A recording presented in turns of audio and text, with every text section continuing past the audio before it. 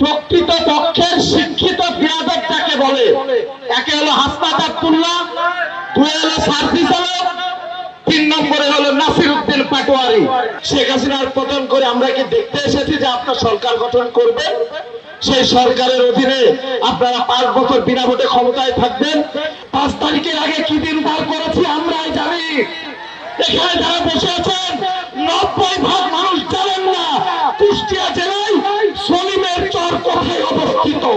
বাংলাদেশে শুধুমাত্র ছাত্র জনতা কিন্তু আন্দোলন করে নাই, বাংলাদেশে আন্দোলন করেছে, জীবন দিয়েছে, রক্ত দিয়েছে কৃষক, শ্রমিক, জনতা, চাকরিজীবী, সমস্ত প্রকার পেশাজীবী মানুষেরা। আজকে শুধুমাত্র মুষ্টিমেয় গুটি কয়েক ছাত্র আন্দোলনের ফসল ঘাড়ের উপরে তুলে ঢাকা বিশ্ববিদ্যালয়ের কিছু ছাত্র নেতা আবির্ভাব হয়েছে। আমি অস্বীকার করব না তারা ছাত্র আন্দোলনে নেতৃত্ব দেয় নাই, অবশ্যই তারা ছাত্র আন্দোলনে নেতৃত্ব দিয়েছে। বৈষম্য বিরোধী যে ছাত্র আন্দোলনের নেতারা ছিল তারা ছাত্র আন্দোলনের সামনে থেকে নেতৃত্ব দিয়েছে। ছাত্র আন্দোলনের নেতৃত্বের পেছনে বাংলাদেশের সকল প্রকার পেশাজীবীর মানুষ উপস্থিত থেকেছে। বিএনপি, যুবদল, ছাত্রদল তাদেরকে সাহায্য করেছে। অথচ আজকে আমরা দেখতে পাচ্ছি বাংলাদেশে 3 জন মোস্ট ওয়ান্টেড বাটপার আছে যারা বেয়াদব।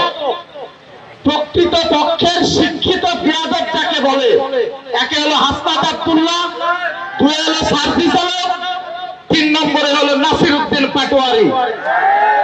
সংগ্রামী সাথী বন্ধু, এদেরকে আপনাদের চিনতে হবে।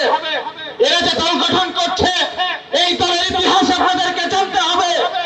এই হাসনাত আব্দুল্লাহ কিছুদিন আগে বক্তব্যে আমাদের নেতাকে নিয়ে কটূক্তি করেছে, আমাদের হৃদয়ের স্পন্দন, আমাদের ছাত্র দলের সাংগঠনিক অভিভাবক তারুণ্যের অহংকার তারেক রহমানকে নিয়ে কটূক্তি করেছেন। সংগ্রামী সাথী ও বন্ধুরা, তারা আজকে সংসদ নির্বাচনের আগে স্থানীয় নির্বাচন চাচ্ছে। কেন ভাই? স্থানীয় নির্বাচন দিয়ে বিশৃঙ্খল পরিবেশ সৃষ্টি করবে। বিশৃঙ্খল পরিবেশ সৃষ্টি করে বাংলাদেশে আওয়ামী লীগের মানুষজনদের আবার জায়গা দিবেন। আওয়ামী লীগের ব্যবসায়ীদের পুনর্বাসন করছেন আপনারা। আওয়ামী লীগের ব্যবসায়ীদের পুনর্বাসন করে 100